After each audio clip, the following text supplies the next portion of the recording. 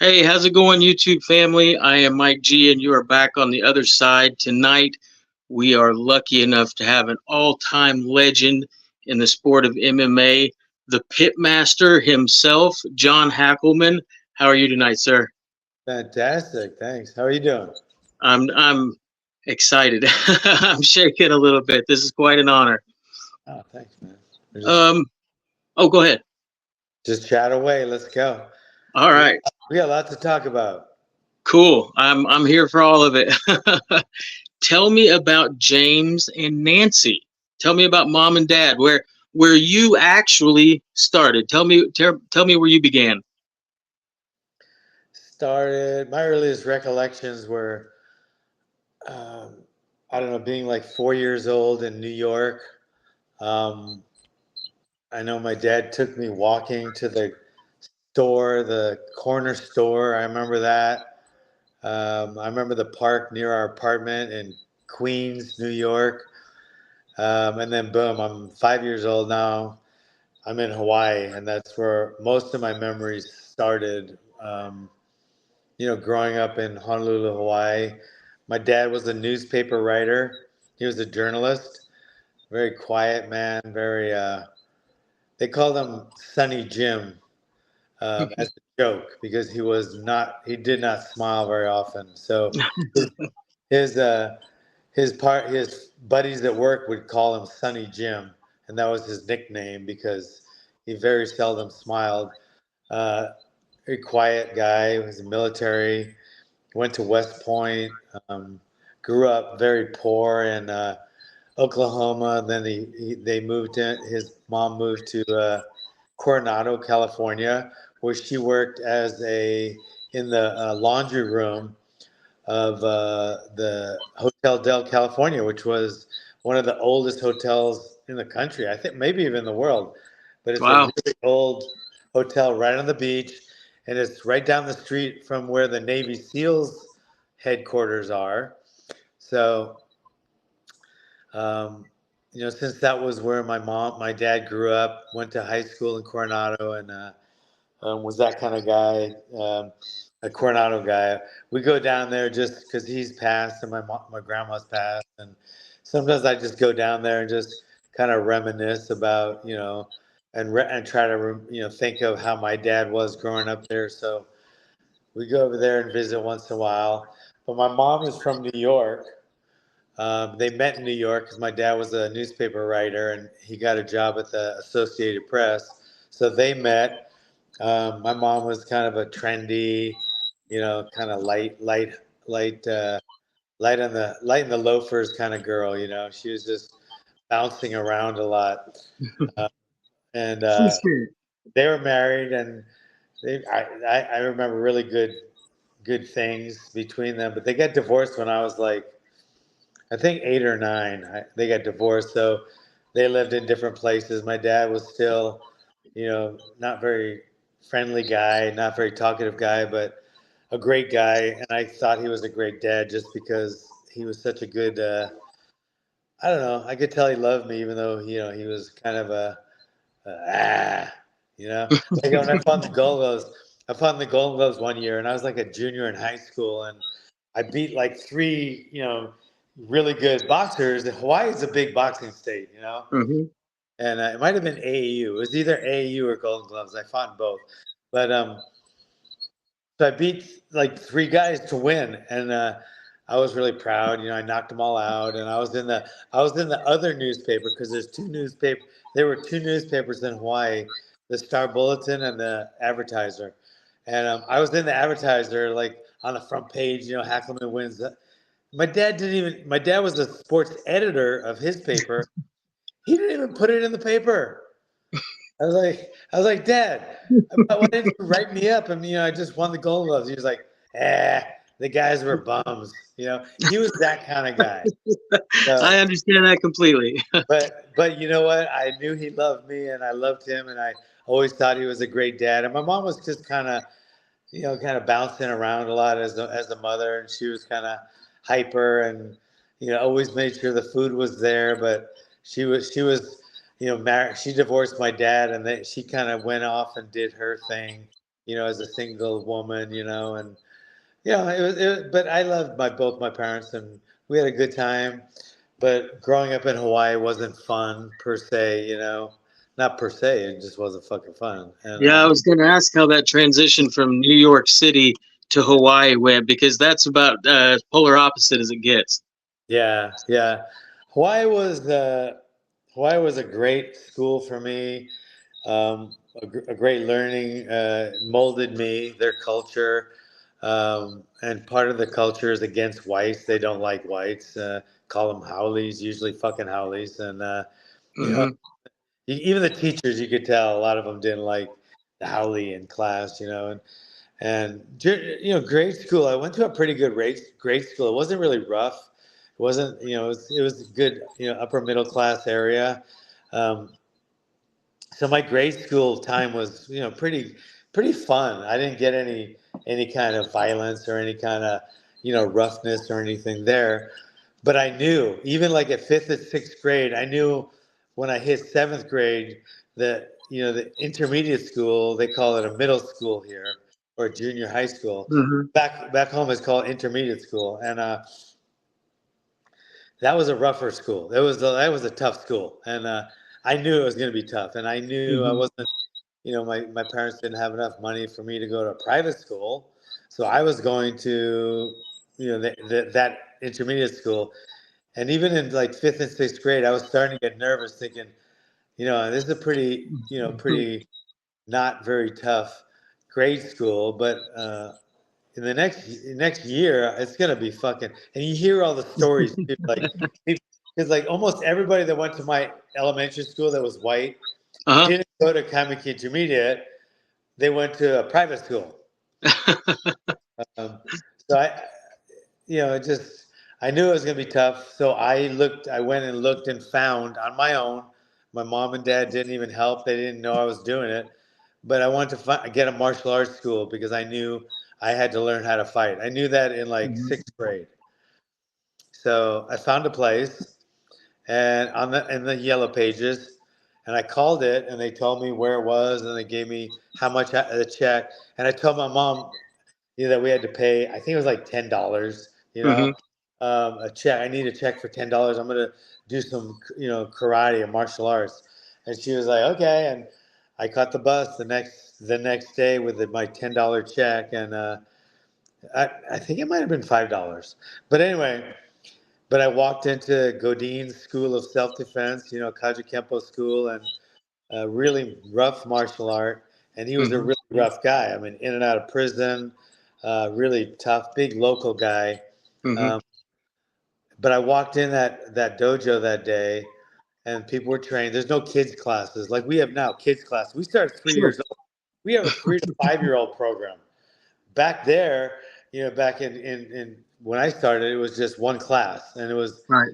adults, usually big local guys, and me. I was like, there's like three of us that were kids, and we were getting the shit kicked out of us all the time. But when I walked in, I knew that was going to be it. That was it for where I was going to be for the rest of my life. I knew it. I knew it that day. I knew it. I said, "This is it." I love everything about it because Godin, he had a lot of his. He was a drug dealer and a strong arm, and he did a lot of bad things that got him sent up to prison. But a lot of his students, especially his black belts, they were his guys. They were his henchmen. So they were all a bunch of rough guys that were doing Sure. crimes on the weekend, and then showing up at the gym. And the gym was partly to, you know, show that he had a job because I'm sure he didn't want to just be the his crime stuff. So anyway, um, I just knew I was never gonna leave, and that was my place. Talking to him, such a rough guy, and I was this little white kid with long blonde hair, and he treated me like his son, and from that second on, he was my instructor, and within a year, everything changed with me, and my my attitude and my affect, and everything changed that from him. And I got my moral compass. A lot of it wasn't always the greatest, but it was pretty damn good. But from my dad, you know, and I got Mhm. so many things from my dad. What's right and wrong from my dad, but I got a lot of my my my factors, you know, or my skills or my attitude. I don't know how you want to put it, but he was like half of my, you know, raising me, and Mhm. I wanted to be like him, but I Sure. knew I didn't want to do the crime stuff, even though he did get me to do some of it with him when I was a little older. But for the most part, you know, I steered clear of that, and I you know, that my dad, I followed my dad's example on that, but then his example on how to be tough and not let anyone fucking bully you or pick on you, and you're nobody's punk. And I got that from him, and I got that attitude from him. And if it wasn't him, I don't think anything would have turned me around the way it did. And it kept me. It never made me a bully. I never was a bully. Um, but I never got bullied after the one time in junior high school where the guy tried to bully me, and all of my codeine came out, and next thing I know he's on the ground, and I was never bullied again. And I was never bullied. You know, even a white kid growing up with blonde hair, I could run with any circle, and you know, nobody ever bullied me, picked on me again, and it was all because of martial arts. Yeah. I think That was it's a really long, cool that that was a still long to this. segue into that. Huh? That was like, what was that, like 15 fucking minutes of talking about that?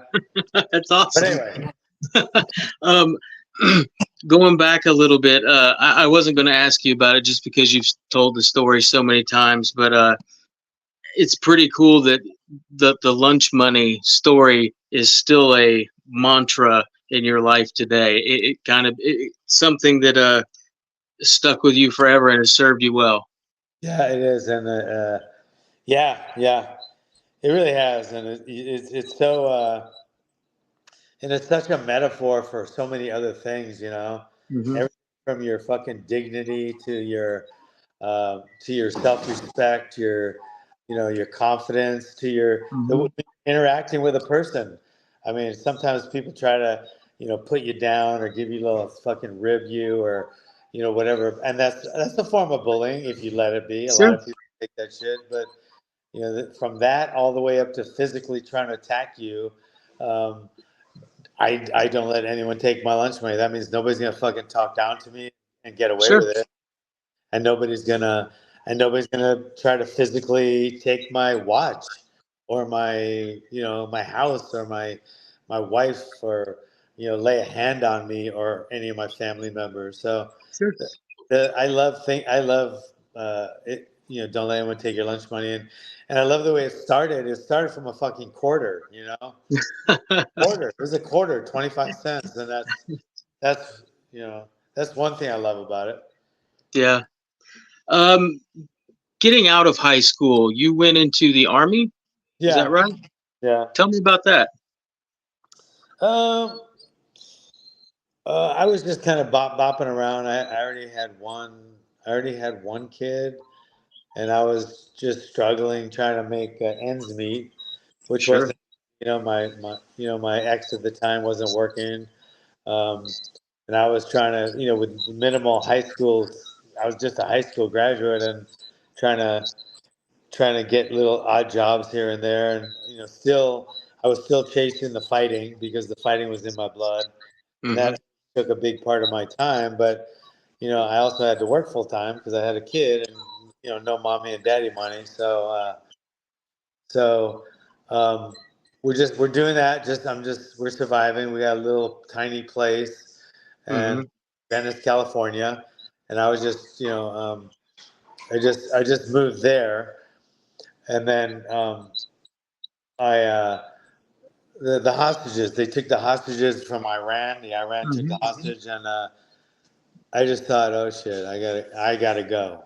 I didn't think I'd get drafted, but I knew I have to go, and I knew if I had to go, I want to go now, so I can maybe, I don't know, not be the last one, and you know, have to get, you know, I figure if I'd have some more choices if I went first, Sure. uh, like I want to get a certain job in there and stuff like that. So, but guess what? My dad said no. You're going in the infantry, and that's the lowest one to get. I mean, I'm not nothing against infantry because there's some geniuses that are infantrymen, but also if you have the lowest score, like if you have the lowest intellectual score going in, a lot of times infantry is all you can get. Hmm. So so my dad, I was like, Dad, I could score higher. I'm pretty smart. I could maybe do computers. And he was like, No, you're going in the infantry. I went in the infantry. You're going in the infantry. So I went down to the recruiter. I just said, Hey, I want to go to Iran and I want to be in the infantry. And I got in. And when I got to my duty station, they gave the hostages back. Hmm. And I never had a desire to be in the army, so I didn't want to stay in anymore. So I told the first sergeant, which is your kind of your boss, and I told him he's your immediate boss. And I say, hey, this whole army thing, there's no war, so I don't really want to stay in. I thought I was going to Iran, and I just like to sign out. And he laughed so hard. He laughed so hard. He's like, bro, you're in for, whatever. I forget how long I had left, but I go, well, shit. Okay. And he goes, but you're John Hackleman, right? I go, yeah. He goes, he grew up, he's from Hawaii. And he Okay. says, you're a boxer, right? I go, yeah. He goes, why don't you just box for the army? That's all you'll have to do. And I was like, how does that work? And he goes, Deal. I'll help you. I'll help you get in. I'll get you the it's a tryout. You beat the guy that's in your weight class, and you get your spot. Hmm. So I'm kind of cutting a few corners there, but that's the long and short of it. Sure. That's the short version of it. There's a lot more to it, but basically, I got a slot, so I won. So I got the spot, and then that's all I had to do. The rest of the time I was in the army, and I was boxed for the team, and then I got out, and I relocated from Hawaii to Venice. Um, I had gone to Venice a couple times for a month or two in the past because that's where my mom moved when I was 16. She moved to Venice Beach with her new husband, and I stayed back in Hawaii. But but but then after I got out of the army, I wanted to I thought boxing would be and fighting in general would be better in the mainland or California, so I moved there and after the army. How did you end up being managed by Don King? I wasn't. I fought for him once. Okay, I must have read it wrong.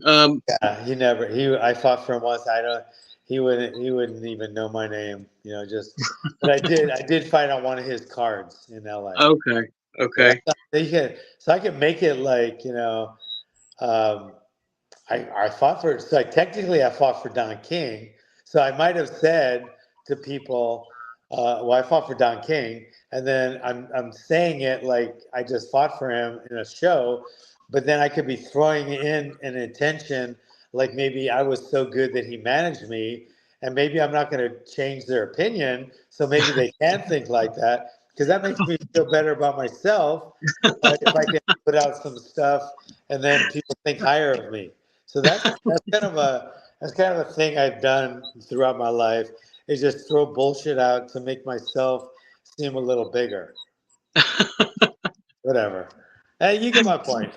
Yeah. Anyway, I fought for him once, and I fought for him once. It was in Vegas. Yeah, Gotcha. it wasn't How L. do you What? Go on. how do you end up starting the pit? How do you transition from military boxing to the pit? So I boxed for a while. Then I started. I got my license suspended because I was doing. Um, watch this. This sounds good. I was doing illegal drugs, and I got caught in a boxing match. But here's my illegal drug. I did a Novocaine shot in my knuckle because my knuckle was broken, and I didn't want to have to pull out of the fight. So before the fight, I injected it with Novocaine. It's actually lidocaine, but most people think of it as Novocaine. It numbs. Hmm. So I wanted my finger numb because it was broken and it really hurt. So I shot it with Novocaine. Well, my trainer did in the dressing for the fight, and then somebody found out, and that is a no-no. I didn't even think it would be. But so I got my like license suspended, and I wanted to make a little extra money. So one of my friends was a kickboxer, a pro kickboxing champion, and he goes, "Hey, why don't you just try kickboxing? Because kickboxing didn't have a commission in California back then. Like right now, if you get suspended in Hmm. kickboxing, you're suspended in MMA and boxing, all three. Yeah. But back then, boxing was under the commission, and it was a lot stricter. Kickboxing had no commission, so I started kickboxing with with the Benny the Jet. He has a jet center in L.A., and my roommate at the time was uh, Sugarfoot Cunningham. And I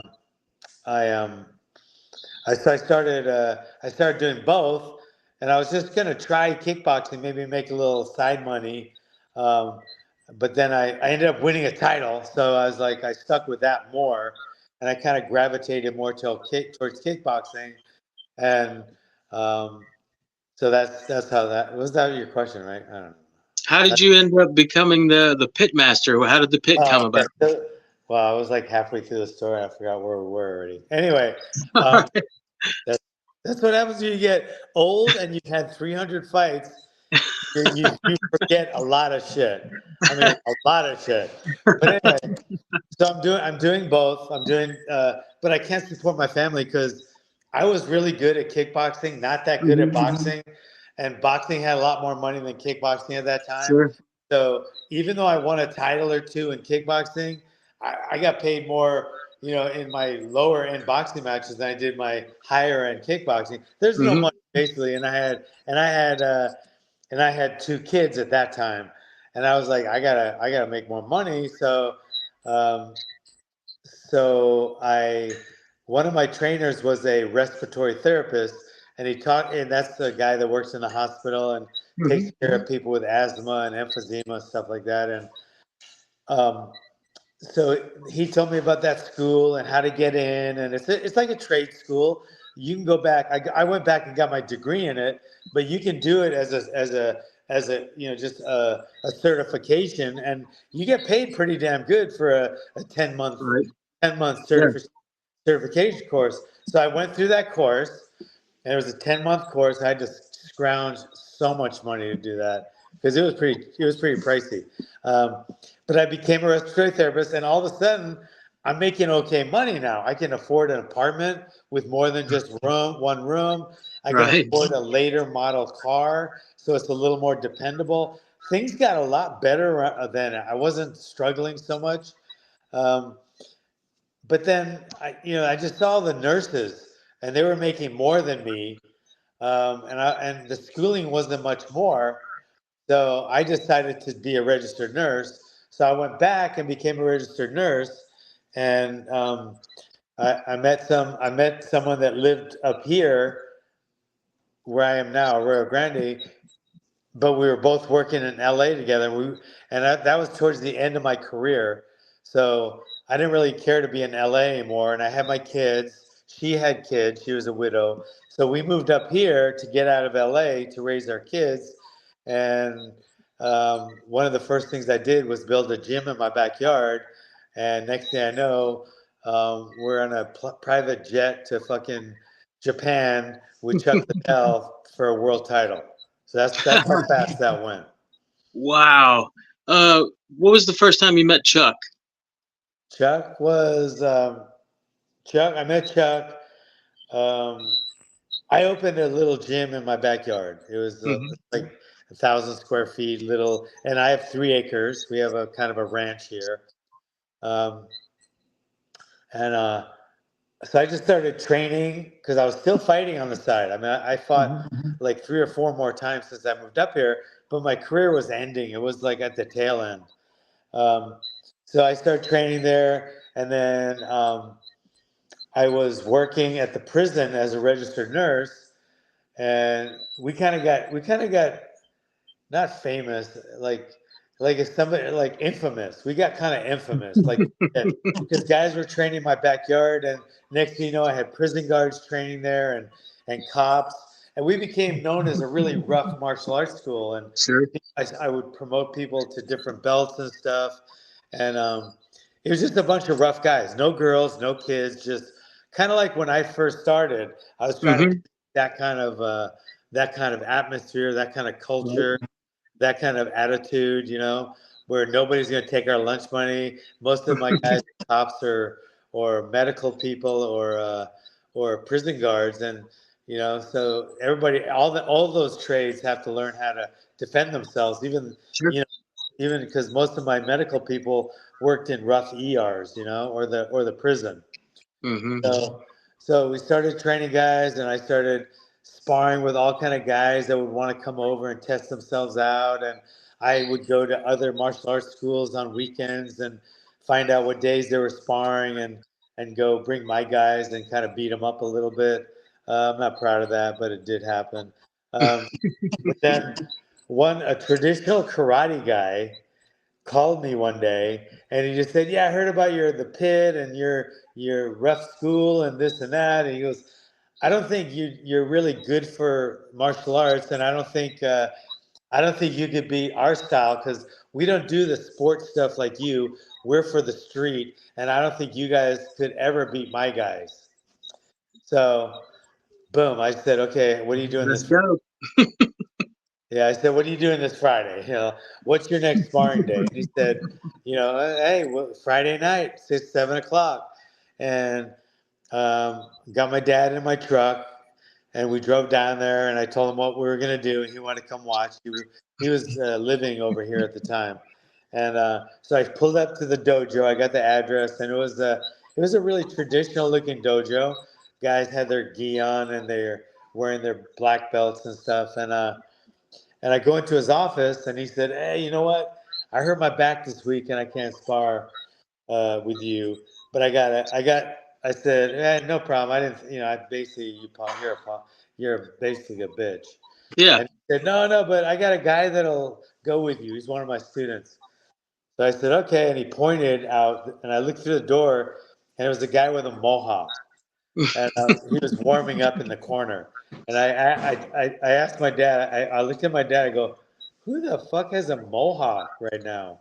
And anyway, so obviously it was Chuck, and he set us up with a fight. So I said, "What are the rules?" He goes, "There's no rules." So I said, "All right, let's go." And we fought a little bit. He tells the story better than I do, but we fought a little bit, and after the fight was over, uh, he came up to me in the changing. I was changing in the locker room, and he came in and said, "Hey, will you teach me how to fight like that?" I said, "Yeah, sure. Here's my card." I gave him my card, and while I was driving home with my dad, I told my dad, This guy's never going to call me." And he called me the next day, and he was at my gym an hour later, and the next thing I know, we're on a private plane going to fucking Japan. Was that to fight Alistair? I'm just saying. I'm not Okay. I'm just kind of making it a thing. So Gotcha. it wasn't really a private jet to Japan going, but it sounds better when I say that. But in reality, next thing I know, to be honest, next thing I know, Chuck is walking into the cage, to fight for the UFC light heavyweight title. Boom, and that's it. Went from there to there so quick. It Wow. seemed like it was quick, even though I started training Chuck in like 1992, and I don't think that happened until like just about 2000, right? That sounds about right. Yeah. Yeah. So anyway, it was a lot, but it seemed like it was just a flash in the pan. What kind of I'm sure you've had hundreds of students. What kind of student is Chuck? Um, Is he a pain in the ass? Is he real easy? no, he was easy. I mean, he wasn't easy because of his shenanigans that he had, outside of the gym. Sure. Uh, he liked to do a lot of things that I didn't want him to do. So that part was tough, but training him wasn't really tough. It got tougher later I put a lot of pressure on myself to try to give him the right strategies and create the right skills for that next fight and get him in the top shape I could for that fight. And so that part was nerve wracking, but he wasn't just at the gym. But then, like I said, then at night I'd always worry about him, get nervous and shit. Sometimes he'd come over and he would like get nervous and he'd have a fight coming up and he would come in. I'd be watching TV like I was watching the It's a Wonderful Life or Rocky 3, and he comes and sits on the couch and he puts his head on my shoulders and he just starts crying and I just held him like a little baby, and I just thought it'll be okay. Anyway, I just made up that story, but it was good. Was that good?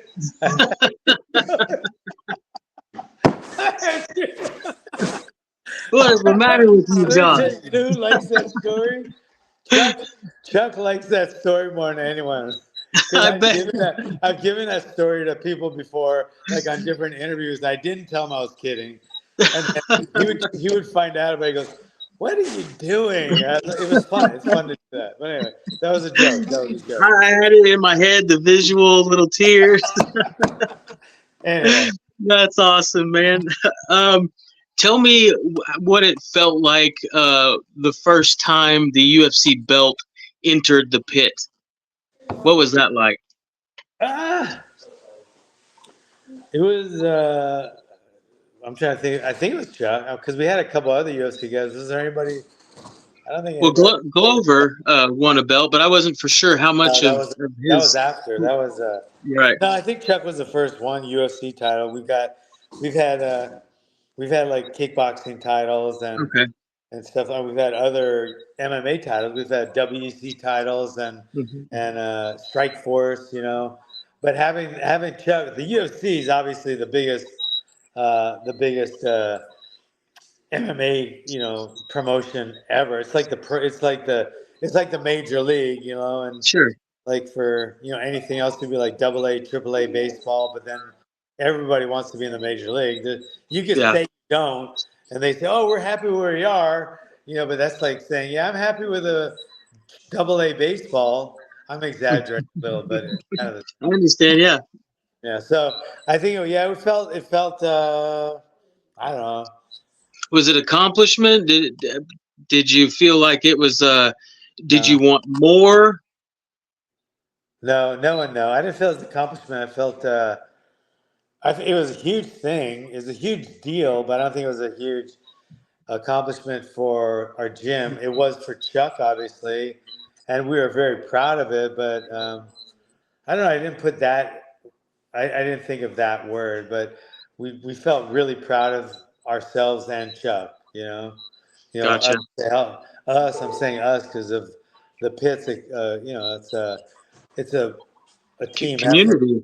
Yeah. Yeah. So, we were all very, very, very proud of Chuck as a fighter and a person. And yeah, it was a big accomplishment. And then all of a sudden, the biggest thing about it was there's always a fucking camera in the gym now with an interview and this Mm-hmm. and that. And I'm trying to focus on Chuck and get Chuck, ready for a fight and get Chuck, trying to get his head straight. And all of a sudden, there's always interviews, and I got to watch out who's the fucking guy who wants the video, and he's gonna show the video to someone that Chuck's fighting, and he's Yeah.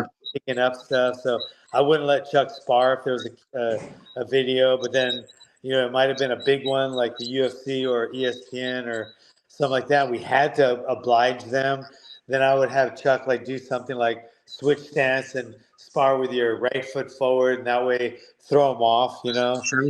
Um, but it changed that way more than anything, and we became a lot more well known, and so that brought a feeling of like accomplishment, I guess, because of that. Just because we became a lot more well known, people like uh, you know Joe Rogan's talking about us and Tony Robbins, and I don't know. Mm-hmm. So it was a really good thing, and the only downside to it was kind of nerve wracking because so much shit was going on, but the good far outweighed the bad. That's for damn sure.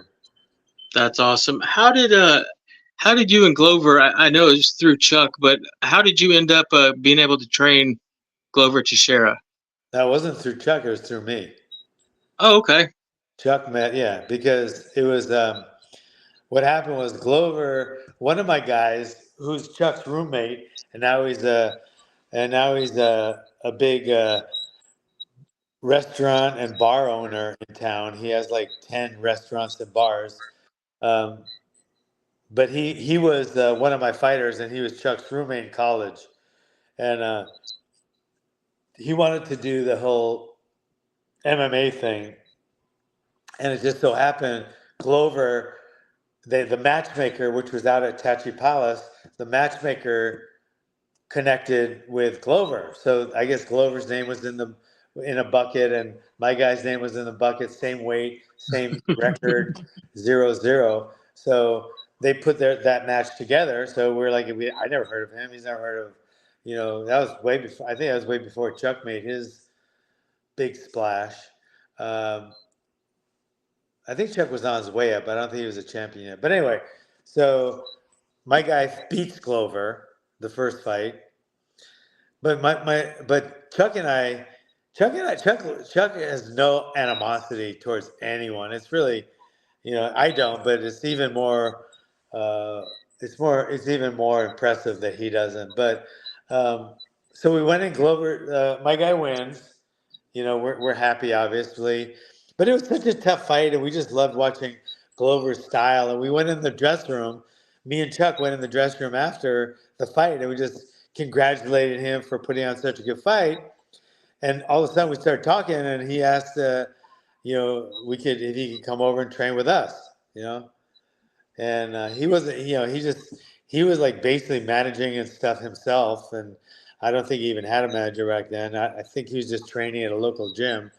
So I go, man, we'd love to have you. So he ended up coming over from Connecticut. He moved into my guest house, and to pay the rent, he taught the kids class at my gym, the Pit, and he fought on the fight team. So that's how him, and then he became like, especially towards the end, but he became like Chuck's sparring partner, main sparring partner, and Gotcha. they became really good friends and family, and he's always been with the Pit ever since. That's awesome. Glover seems like he would probably be the perfect instructor for kids. I can't Oh imagine as a God. kid how awesome being around that guy would be. I can't believe he doesn't have kids. He's like if anybody I know should be a father. I know a lot of great fathers. Okay, Hmm. and Court and Chuck are right there. They got Ramsey. So a lot of my top fighters are really good. Good parents, good fathers, and um, Tim Kennedy. Oh yeah. But but he's just he's a lot of people you meet, you don't know what great fathers they're gonna be. Like I never would have thought Ramsey would be such a down to earth father because of his goofy personality. Um, but with Glover, I thought Glover would be like such a, oh my God, he's yeah, he'd be the best dad ever. So I don't know why he's not, but he's not. Maybe he's not ready for those struggles. Yeah, Let's see here. I don't know if this is something you've ever thought about in your life, but this is something that I'd like you to think about and try and tell us how it makes you feel. Um, choices that you have made in your life, decisions, actions, and your passions have brought happiness and inspiration to millions of people around the world. You finding martial arts as a child, you getting your 25 cents taken or not getting your 25 cents taken, led you down a path that has affected positively and made happy millions of people around the world. Have you ever thought about that? yeah, I do, and I think of it.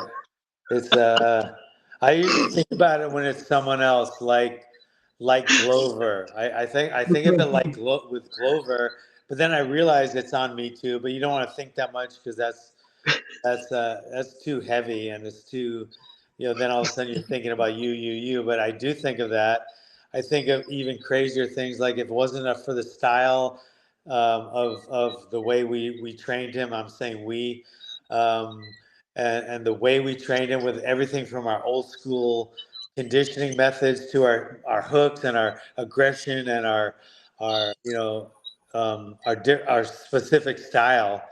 I don't think Chuck would be where he went. I think, because I don't think where he went was just his skill. I think it was also him as a packaged martial artist. And when I start thinking about that and all the guys, everybody who's involved, it's like you just realize that fucking nothing is. Because that never would happen if I looked in the phone book and if I didn't pick Godine, nothing else would have happened, because it wouldn't have, nothing would have gone in that order. It just wouldn't have. It's only because I was at Godine's. Because if I went to any of the other karate places around, I probably would have lost my lunch money and never turned in. Never been a fighter, never trained fighters, never opened a gym, never done any of that. And then if I didn't, decide to be a nurse, I never would have met. Cecil Peoples, and then that's why I wanted to open a gym in the first place, was because I wanted to run it like he ran his.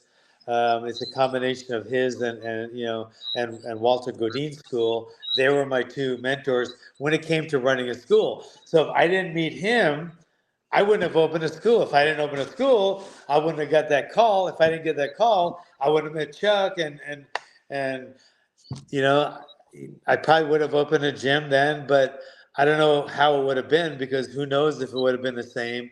I could have made more people. I could have reached more people maybe, but I don't think so. But you never know. But that's a great question.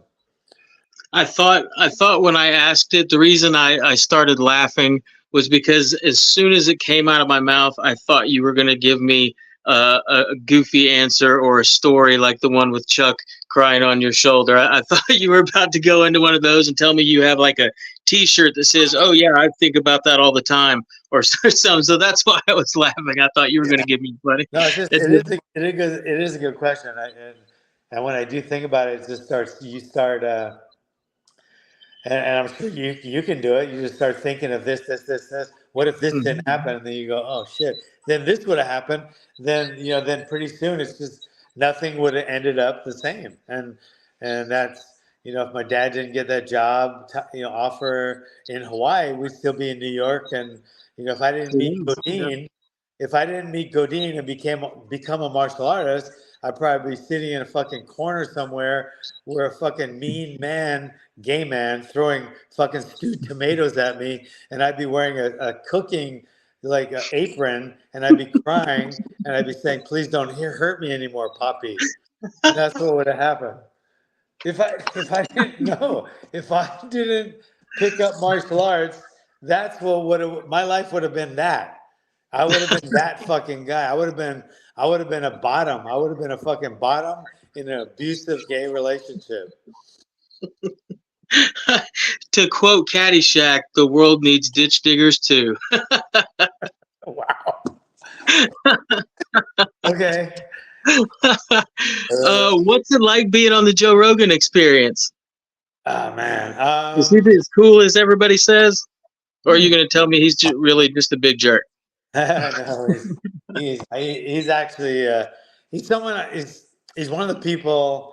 I've seen him so many UFCs and so much, um, but he's there. He's one of the people where, like, he talks about me on a show, not every all the time, but he Sure. does. Like he did a few weeks ago. He said a couple things, and I think of him as a friend. Like if I see him somewhere, we would give each other a big hug, and he knows kind of what goes on, because he follows my social media, I follow his, and he's Joe Rogan, Yeah. but um, um, so I'll see him and we'll give a hug and we're friends. And he says great things about me. I say great things about him. I love him as what he's done. I think he's the best commentator ever to be in any sport. Um, so that's all I know him. But we don't hang out. We don't talk. We don't much. But like I said, if we ran into each other, there'd be a hug and a this and that. And so we're that kind of friends. I think of him as a friend, and I think he probably does me as a friend. But yeah, I love him. I think what he does is inspirational. I agree. If you don't mind talking about it, you said it was okay earlier when we spoke on Oh, the here we phone. go. Here we go. The Yep, gay thing, huh? Oh, is that where we're going now? We're gonna go. You're better than that. Come on. it's that silver beard, man. I can't help it. Yeah. Wow. You started it. um, Tell us about the court's struggles. I know it's public knowledge and it's out there. A lot of the people that I try to reach with these interviews are people who are struggling with addiction. And there's Yeah. probably not a better story of addiction and recovery than his. So if you don't mind telling us a little bit about Court McGee.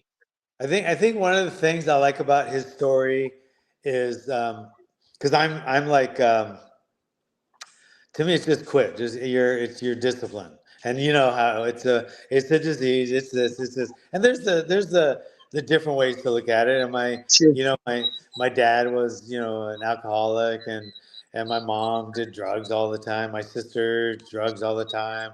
Um, where I grew up, drugs all the time. But I always to this day I just think if you do drugs, it's because you're wanting to do drugs. If you don't, you just don't. And I'm that cut and dry, and Sure. I know it can't be true because then why would they not be quitting? So I know Right. logically, I know that's not true, but to me it is. So that's all I go Sure. by. But with Court agrees with me. Court says that too, even though he's a great leader of the addiction group or addiction people. Hmm. Great. I mean, he sponsors so many people. I don't know Wow. how. And he goes to meetings every fucking week still. And it's not like he was a lifelong drug addict. He was a drug addict for I think like 2 years, and it was when he was like 17 to 19 or Hmm. something crazy like that. And now he's been sober for like 25 years, Right. but he still it was such a big event in his life. I mean, dying is a big event. Cool. Yeah. So, yeah, I mean that's it's kind of a big deal when you die. And he died, and I think that is the biggest part of that because if not, he's an addict that did drugs for 2 years and then quit. I mean, so the story, sleep in a. I think there's something about sleeping in a dumpster or something, but it's not really. It's not going to make him uh, give him like the UFC loves him a lot because of that story. Hmm. And he's a great guy and a great fighter, but they Yeah. love that story. And the story isn't he was a drug addict for a couple years and he ended up in a dumpster. It's because he died. Hmm. He died. He actually literally medically died. And that's proven. It's proven and backed up by it's proven by science, like Fauci says. I'm joking. I'm joking. I'm completely joking. But no, I wish you were my neighbor, John. We'd be hanging out all the time, bro. he's actually his. I mean, they did the research. Like Sports Illustrated did a story on him, and they don't Hmm. just do stories. They make Sure. sure they're 100% accurate. So they got, with his permission, they got his medical record. So he just didn't say he lied on a table. And sometimes when you're, I'm a registered nurse. Sometimes when you have the electrodes on and you got a rhythm going up there. Sometimes Hmm. the electrode gets short, it's not connected all the way, and you get a Sure. flat line for a little while. And that's just because it's not making the connection, and then you Hmm. stick it back on, and then a lot of people go, yeah, I died. I fucking died. Yeah, I died on the table. So many people say that shit because they heard that, you hear that all the time. Hmm. But it happened to Court. He doesn't just say that; it actually happened. So that brings a whole different look to him because Hmm. he died. I mean, I don't know what that would feel like. So it's a huge deal, and the way he addresses it and embraces it, I think is he's selfless in a lot Yeah. of his stuff, and he's just trying to help. He'll help anyone. He'll help anyone and everyone. Anyone that needs his help will get it. He won't turn down anyone. And if Wow. that's everyone, he'll help everyone. So he's that guy. He's the guy. And he died. So boom. Boom. What is the let me back up. The craziest sparring session at the pit. If you had to say this was the one session that went ballistic, off the rails, what would be the craziest sparring session ever at the pit? That's man, I don't know that one because the pit is the pit was world famous for that. I mean, we used to every sparring session used to be for the not trying to get the knockout. You know, every spot back in the day, my green belt test. Okay, my green belt test for one of my guys, Hmm. Cecil Peoples, who ran a successful martial arts school. He was also a referee, Hmm. for MMA and kickboxing. Um, anyway, I didn't have enough room in my little tiny backyard gym. That's when I lived in LA and I had a 400 square foot gym Hmm. in my backyard. So he let me use his gym to um, to do this green belt test. This was my first set of green belts because I had just started my system, Hawaiian Kempo, and Yep. I was doing a belt system. Most of my guys were fighters, but Chuck got a black belt. But anyway, so this guy, I beat the shit out of him so bad. I mean, he had to go get nose fixed. He had to get stitches. I don't, all kind of shit. And because that's the way I thought that you were supposed to test your guys. I thought if you want to have the toughest guys, that's what you got to do. So Cecil called me in his office and he goes, if you do that again, you're going to jail. If you run your gym like that, you will go to jail. You cannot ever do that again. I don't know what that was about, but you can't ever do that again. I was like, that's the way I'm supposed to test my guys. He goes, no, you're not. So over the years, we were still tough, but not stupid tough, not stupid like that anymore. But trying to think of the toughest one.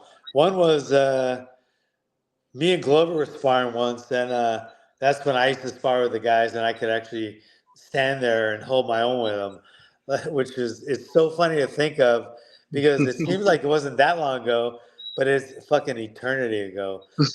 I can't even go with my fucking wife. My wife's going for a black belt now, and I can't even fucking spar with her. She'll kick my ass. So it's kind of sad to admit that. But what's even sadder is the way she treats me because she can kick my ass now. She basically treats me like I'm the fucking beta in the relationship. And she's like just fucking snaps at me and she cusses at me and she's terrible. She's terrible. But anyway, what were we talking about? Oh, We that's were talking sparring. about the I was craziest sparring with sparring Glover session. once, and we're sparring. We set the timer for 5 minutes, and we are gonna do a 5 minute round. And we're sparring kind of hard. We weren't trying to kill each other, but we were picking it up. That's right when I got Glover. So it was like in the Hmm. beginning, and he didn't really know us that well. I didn't know him that well. So we started going, and next thing you know, we pick it up a little. We start banging, and we started banging pretty good. And then it turned into kind of a bang fest, and we're just pounding each other. And then both of us, probably me first, started just getting fucking exhausted. And I'm thinking, what the hell? So I look, fucking, we forgot to set the timer. So we had been going for 22 minutes. So that's one. That was one. Another one I can't think of because we've never like our guys are so close, and there's a couple guy douchebags that we used to have Chuck or Glover or Scott Lighty or some of the bigger tougher guys go in there with them because they were trying to be bullies and they were people we didn't really like and we didn't want them to stay on the team. So we wanted to teach him a little lesson because if you just kick the guy off the team, he doesn't really it doesn't sink in as well. So we would just like have them go with someone like Chuck, and it's supposed to be like a 3 to 5 minute round, but we'd be looking at each other and be like 6 minutes, and we just let it go, let it go, because Chuck or Glover or whoever our guy is always the one winning, you know. So we're just letting this guy take the beat, and it's like next thing I know, it's like 8 minutes. Keep going, guys, almost done. And they're like, Chuck isn't caring because the guy that's winning doesn't really care. It's the guy Sure, that's yeah, he'll losing keep going. wants the fucking round over. I think we let one of the rounds go for 9 minutes. That Wow. that's called pit justice back in the There you day. go. Pit justice. By the way, I am a pitmaster as well. Yeah. Not like you, Okay. barbecue. So Barbecue. my next question is pulled pork or brisket? Uh, Pulled pork.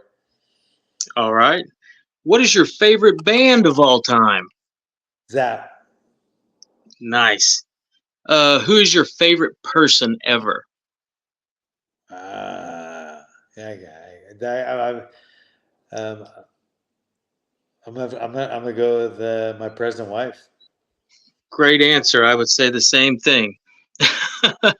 um, what do you have going on in your life other than running the pit, uh, gracing people like me with interviews? Um, what do you do? What do you do in your free time when you're not doing that? I train at least 5 hours a week. I do my martial arts training, which combines technique stuff with my conditioning. So that's a very important part of my life. Um, ru- uh, I don't, you call it content creating, but it's more for my gym and my curriculum and my Hawaiian Kempo system, different philosophies and different techniques. I'm always coming up with that kind of stuff. Then I'm putting that into play at the gym, and I have an online program, and I'm trying to put those two things together. And then there's the time with my wife where we go to we take our long walks every week. We go eat in Pismo Beach. We go down to San Luis Obispo, and we hang out with our friends. We have some really really good friends. Most of them are students of mine who have been with me forever, and so there's a lot of we spend a lot of time on our gym and our curriculum and our content, but we spend a good amount of time just hanging out together. That's cool. I earlier, just a minute ago, you were talking about maybe not being able to spar like you used to, Yeah. getting older. I watched a video on YouTube earlier today, and it seems like it said from 2 years ago. I believe it was 2 years ago. You're out on a dirty, rocky hillside with dudes that are 25 years old hauling wheelbarrows full of weights and medicine balls and rocks and bricks. So you're not doing too bad, man. I No, no, couldn't no, do that. no, I'm a lot of my luck is because of genetics. My parents were very genetically gifted, just not in anything in particular, but just longevity and health. Um, so I'm not like genetic freak. Just where we live a little longer. That's all, and we stay pretty healthy. I don't really get sick much, and um, but yeah. So I can't keep up with them doing that. I'll never win. I can't beat my wife at the wheelbarrow. My wife will beat me.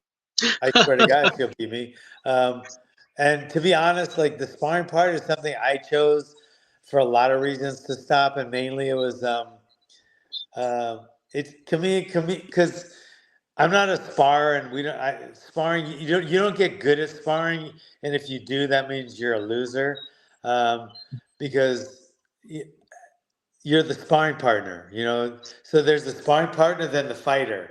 You don't want to be better at a sparring partner. You want to be the fighter, whether that's in the cage or the Mhm. street. So you don't want to be a better sparrer. Your partner wants you to be a better sparrer, but you want to be a better fighter. And through sparring, you get that. So if you're not the most accommodating sparrer, then that's not a bad thing. And so I've never liked sparring. I just think you should just swing away when you spar.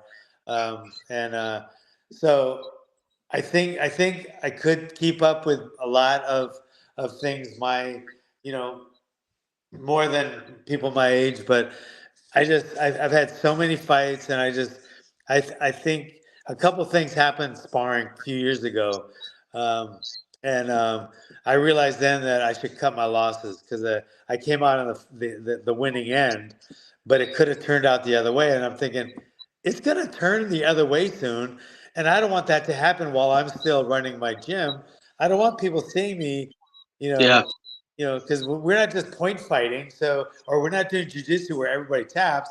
We're pounding each other, and if my students see me getting pounded, especially by my fucking wife, my being the alpha dog of that gym, it's going to be a joke. Well, So sure. Yeah. so I don't spar because I cut my losses, and I figure, I don't want anybody to see me get my ass whooped. I've been lucky this so far. I've been lucky so far. I just don't want to take. I'm not going to risk it anymore. That makes sense. I understand. If you had to leave a message with people who are going to watch this that are going through whatever big, small struggle is bothering them today, what would you say to them about keeping on and not giving up? I think um, I guess there are so many people are saying it, and it's so true, but it's so hard to just do it. It's just doing it. Just getting this first step, just doing Yeah, it. step. And then, I mean, and then everything else falls into place, whether that's your training regimen, but there's one thing you have to stay all along is, and these two words go together, discipline and consistency, because you can't have consistency without discipline, because the Hmm. first time it's not going to be fun, which it's not going to be the second time probably, then you're just going to quit. So you have to be constant, you're consistent, or you'll never get better at anything, right? You could do lift heavy one day and then not lift again for 2 years. Do Hmm. that every 2 years, you're not going to go anywhere. So you have to be consistent, but to do that, yeah, it has to be something so fun that you don't need the discipline, like watching TV or having sex. But but for a lot of people, training isn't. For me, it would be. I don't need discipline to train. People think I have a lot of discipline. I don't really need discipline to train. I did a few times when I was working full time, going to school full time, and training. That was kind of discipline heavy, but for the most part, it's like saying you got to have discipline to go walk on the beach. This is something I love more than anything. So it doesn't really take that much discipline for me, but like I said, I don't want guys beating up on me now, because and I don't want them going easy on me, and then everybody look at me like the old guy, which I Just cut your losses. am. I don't have any more questions. That's Yeah. the end of my notes and my paperwork. Do you have anything else you want to say or messages for the people? How can people follow you? What do you have going on at the pit Uh, these days? since they shut off my Instagram, which was doing good, I had a good Instagram going. A few thousand, tens of thousands. I don't know, 20 some thousand or something. Hmm. Now they took it off. They just I just got a little thing that said you've what do you call the you've what do you You've been broke the rule? removed. Yeah, you've been removed, but I broke the rules. They said, and I was like, so I wrote them back. What rules? Like 3 times I kept writing and nobody answered me, and then the next letter I got, or message I got, just said, you're disabled. Your account has been disabled permanently. Hmm. I never could figure out why. No, I don't know what I did. So they never told me, but whatever. So I started a new one. I'm gonna do. I do more YouTube now, and that's the Pit Online Dojo. So the Okay. Pit Online Dojo is my YouTube, and then my Instagram is thepit.master. So I'm building that one back up, and then so that's all. That's all I'm doing, brother. And then the pit.tv is my website. Okay. There we go. That's the I, one you I had told couldn't me get I about. couldn't get the pit.com because of fucking barbecuers the pit.com, the pit.com got taken by barbecue. Almost everything the pit I tried to get as a username, Pitmaster, has always been taken. It's always by a barbecuer. Well, I apologize for being part of that group. John, I want to say thank you very much. Hey, As a regular guy, not a professional, not someone who's getting paid, I appreciate you so much for taking the time out of your busy schedule to talk to me and to share your story with this channel. Um, I've talked to you for a few days now. We've had a few phone calls. I look at you as a friend at this point. I hope you look at me the same way. Thank you again, and I look forward to talking to you in the future. all right, brother. Thank you. Keep up the great work. You did a great job, man. Man, I appreciate it. Have a good one. All right, brother. Babe.